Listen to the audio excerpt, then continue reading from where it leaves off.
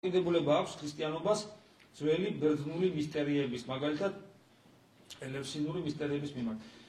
რა ვიცი ახლა მე საგანგებოდ ეს მისტერიები არ შემისწავლია, თუ ეს ძალიან გაინტერესებთ, ალბათ რომელიმე თანამედროვე ღვთისმეტყველს უნდა მიმართოთ. აი ოსიპოვს არ გონი რაღაცები ამასთან დაკავშირებით. განხილული საბოძებსაც ექნება მოძიებაა საჭირო, მაგრამ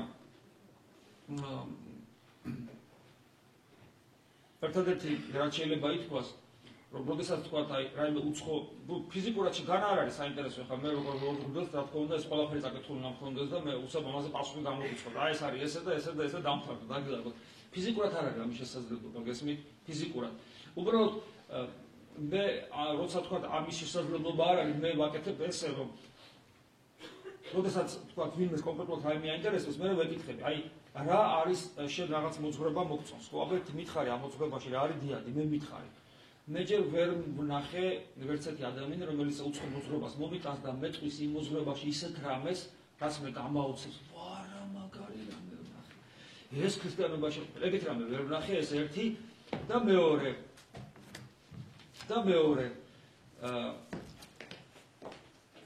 მეორე, როდესაც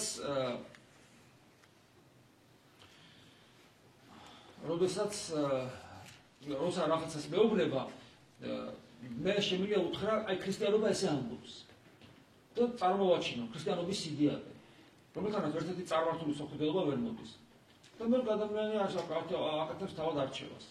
ერთი რამე, რომ აი ხაზგასმით ვიტყვი, რაც არის სრული სიმართლე. ის სიდიადე, რასაც ქრისტიანობა გვთავაზობს ადამიანის შესახებ და ადამიანს ისკენ უბიძგებს, ესეთი რამე არსად არ არსებობს. ანუ ქრისტიანობას ადამიანი იმ სიმაღლეზე აყავს, რომელიც რა თქმა უნდა არსად არ არის. და მე ჯერ არავინ არ მინახავს, ვინც თქვათ, რაიმე ამის საწინააღმდეგო თქვა და ადასტურა.